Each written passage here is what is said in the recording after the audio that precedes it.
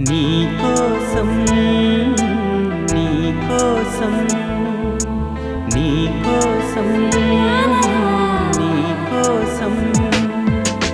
ఎప్పుడూ లేని ఆలోచనలు ఇప్పుడే కలిగెను ఎందుకు నాలో నీకోసం నీకోసం ఈ లోకమిలా ఏదో కలలా నాకంతా కొత్తగా వింతగా కనిపిస్తూ